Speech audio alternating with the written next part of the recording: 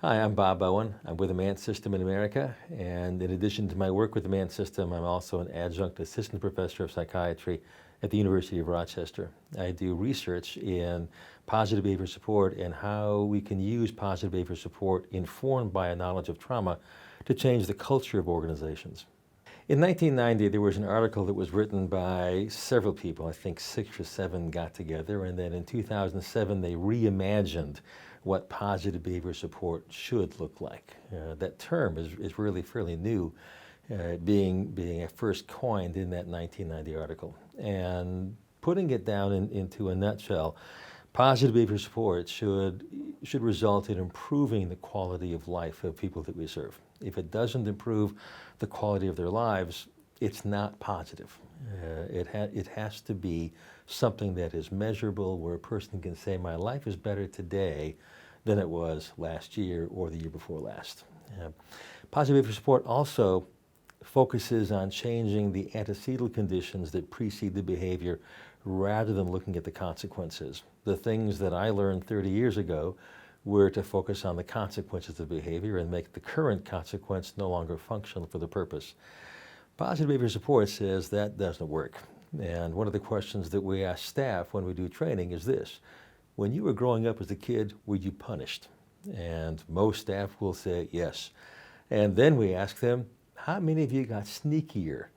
And almost everyone raises their hands, because in many cases, people will say, if I get caught, it's worth the price. The power in the behavioral equation is really in the antecedent, not in the consequence. So focusing on the antecedent, asking the question, what do you want? What do you want to get? What do you want to get away from? Those are really key components of positive behavior support. Our job is to help people get what they want or get away from what they don't want in ways that don't hurt themselves and don't hurt others. One of the most powerful questions that I've learned to ask when I walk into an organization is to mingle with the consumers, with the service users, and ask this question: how do you feel? How do you feel about living here? How do you feel about working here? About learning here? There are 4 major life domains: live, learn, work, and play. And the question is, how do you feel? If your answer is, oh, I'm not sure, I don't feel good, then there isn't a high quality of life there. I start with that question: how do you feel? Second question is, what do you want? And following that up, are you getting what you want? If the answer to those questions is, yeah, I'm getting what I want and I like where I live, then you've got a good quality of life. Positive behavior support isn't just a science, it's also an art. And that means that we have to use the emotional part of ourselves as well as the factual part of ourselves. It's not a clinical, objective kind of approach. It's a very personal, relational approach. And if we don't have that kind of relationship with the person where they trust us, they're not going to tell us what they really want. And finding that balance where it's both an art and a science is really critical to an effective positive behavior support program. The strengths of using a PBS approach is we get to partner with a person instead of being in a relationship where we think we know better. My job is to partner with you to form a relationship where it's not management, it's co-management. It's working with and working for. I work with the people that I serve. I also work for them. And I'm really conscious of that word, serve. When I serve someone, they're really the ones that are in charge of this process. They may not know everything they need to know about being in charge. My job is to give up as much of my power as I can so that I empower the people. And I want to be their servant. And when I'm talking with staff, at any level of the organization, sometimes they cringe at that word servant and they think to themselves, ooh, I don't want to be someone that gets walked over and says, yes, sir, yes, ma'am, all the time. And so I asked them if they've seen the latest Batman movies. And many of them will say yes. And then I'll say, Michael Caine was the butler there. Was he a wimpy butler? And people say, no, he wasn't wimpy at all. When Master Wayne was doing something stupid, did the butler say, oh, anything you want, Master Wayne? He didn't. What he said was, I'm not sure that's a good idea. Let's think about this. And he worked with him, he worked for him, and when necessary, he also confronted him in a way that was respectful, that was honorable, and that was really the essence of servanthood. That's one of the major strengths of positive behavior support, is that we form this relationship with the person, understanding that we work for them. A support worker that wanted to learn from me or from anyone what positive behavior support is a person that first I'd want to be able to spend some time with and sit down and talk with them, and then give them a host of resources to go back and read. But most importantly, I think they need a mentor. They need someone that they can contact, that they can call, someone that they can look towards and say, what do I do when? And having that mentor relationship is really critical in learning what positive behavior support is. Most of the research literature out there, unfortunately, focuses on the science of positive behavior support. Working with people affected by autism, I recommend they read a book called The Curious Incident of the Dog in the Nighttime. One of the best books I've ever read. And the author has said that he wishes people wouldn't use his book as a textbook. The truth is that from an art perspective, it's one of the best textbooks available.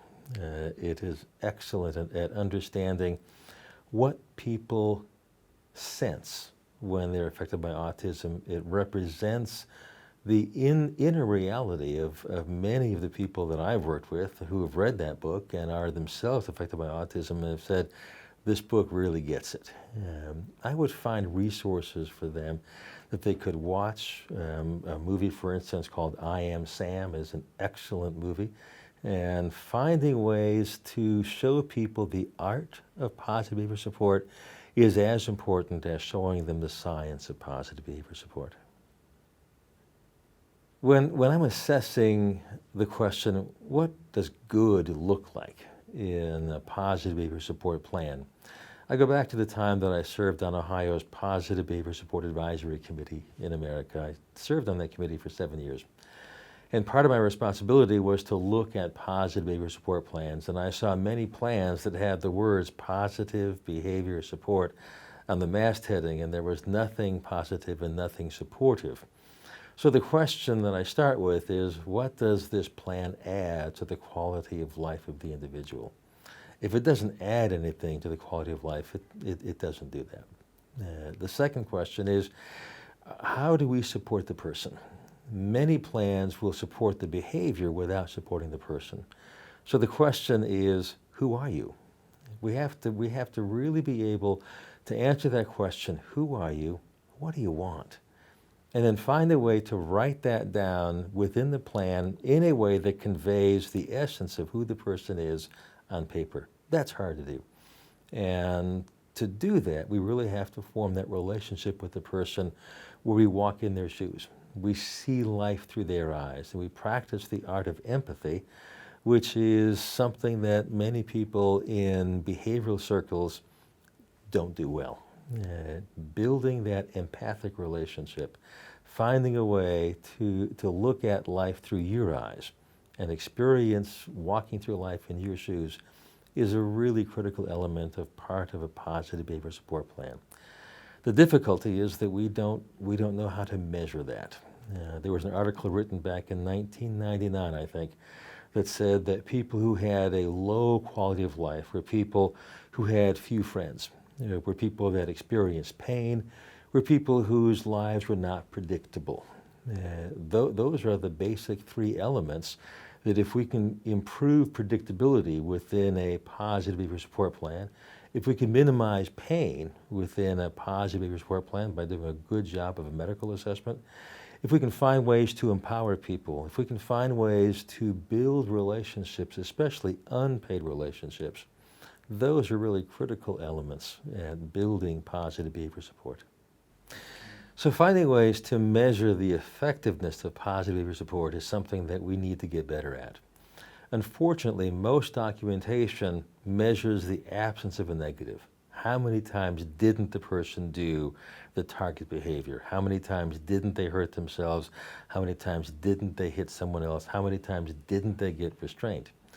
Rather, we need to focus on the presence of the positive. We need to find those positive elements that build up the lives of people, identify them, find ways to measure them, and then begin to measure them. Unfortunately, there are very few, if any, peer-reviewed studies that really look at the presence of the positive. Part of the difficulty is that most funding agents in the UK, in America, in Australia, in Canada, in fact, in all the places in the world in which I've worked, tend to pay us for the absence of the negative. They tend to say, if these bad things don't happen, we'll give you more money. Unfortunately, that makes us look at the bad things and not the good things. Finding ways to measure the presence of the positive is really critical. The second piece is finding ways to manage safety instead of managing risk. Most organizations have a risk management department or a risk management person, and that person's job is to find ways in which the person could get hurt and then stop it. That's a laudable program. The difficulty is that we often say no to people when they ask us to do things because of the presence of risk.